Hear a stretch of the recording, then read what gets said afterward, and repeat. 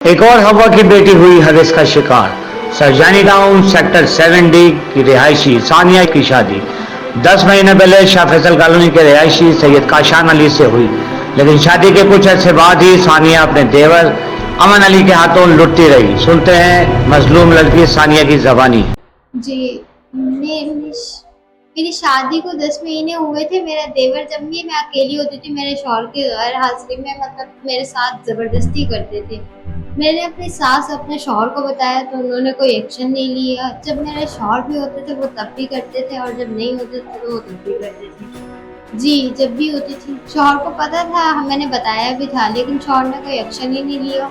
सास को और शौहर को नहीं, कहीं पे भी नहीं। उन लोगों ने मेरा बाहर निकलना भी बंद कर दिया था जब मैंने बताया। तो मोबाइल भी मुझसे छीन लिया था, मेरे मोबाइल मेरे और मेरी सास के मोबाइल में भी पासवर्ड लगा दिया था। Arrange marriage.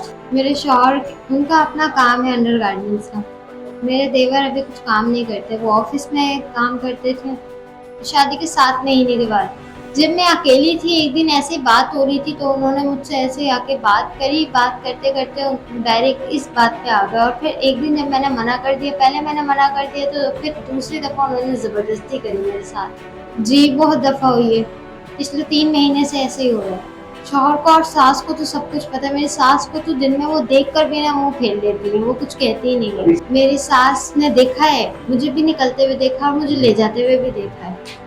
जबरदस्ती हाथ पकड़ के खींच के ले जाया करती। जी, मैंने की तो मेरी सास मानती नहीं है। मेरी सास कहती है तुमने किया, वो उल्टा और मुझे कसूरवार ठहरा। काशान अली, सैयद अमन अली, सैयद आसिया शाहिद। मेरे ससुराल में 4 लोग हैं। एक मेरा ससुर सैयद शाहिद अली, फिर मेरी सास और एक मेरा देवर और एक मेरा हस्बैंड। मुझे मौका मिल नहीं रहा था। जब मुझे मौका मिला आज मैं भाग कर आई, अपने ससुराल से भागी दोपहर में। तो जब मैं अपने जैसे रोटी पीटती अपने नानी के घर पहुंची तो आज मैंने अपनी नानी को और आज मैंने अपनी मम्मा को बताई ये सारी बातें। जी, आज बताइए सारी। जी, मैं प्रेग्नेंट हूँ अभी भी 5 महीने की। ये 3 महीने से हो रही है। 3 महीने से आपको प्रेग्नेंट होने का कब पता पड़ा था? मुझे जुलाई में पता चला था। ज्यादती से पहले 3 तारीख को मुझे पता चला था। मेरे टेस्ट मेरे ससुराल में है, वो मेरे ससुर ने अपने पास रखे हैं मेरे साथ। कल दोपहर में 3 का टाइम हो रहा था जब मैं पोछा लगा रही थी। मेरी सास भी मैं तब सोफे पे लेटी हुई थी। उनकी कॉल आई उनकी भतीजी की। मैं पोछा लगाने के लिए कमरे में जैसे ही गई ना, पीछे से मेरा देवर आ गया। मेरे देवर ने आते ही दरवाज़ा बंद कर दिया। मेरी सास की कॉल आई, वो अपनी बातों में बिजी हो गई। उन्होंने मुंह भी उस साइड पे कर लिया और मेरे देवर ने ज़बरदस्ती कर दी। और अगर मैंने बोला कि मैं बोल दूंगी, मैं शोर मचा दूंगी, तो मुझे कहने लगा अगर तुमने ये बात अगर अब किसी को बताई ना तो तुम्हारे मुंह पे मैं तेजाब। खामोश। मुझे जब भी लेकर जाते सबसे पहले तो मेरा मुंह बांध दिया करते थे, मेरा मुंह ढक दिया करते थे, मुझे नहीं बोलने देते थे। अच्छा, जाते के बाद आपकी कंडीशन कैसी है?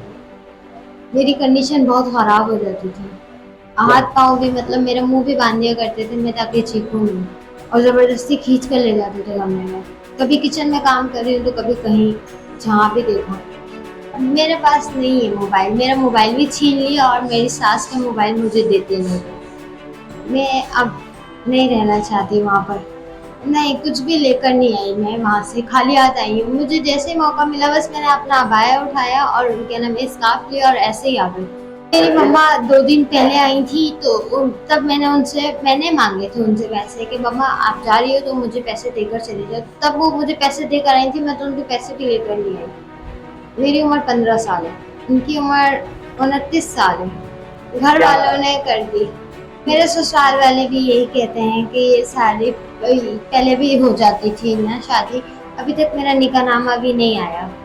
आपका निकाहनामा भी नहीं आया? नहीं आया। काजी के पास उन्होंने बोला जब तक रजिस्टर ऑफिस में नहीं जाएगा, रजिस्टर नहीं होगा, लड़की का NIC चाहिए होगा। अभी लड़की 18 साल की है नहीं तो NIC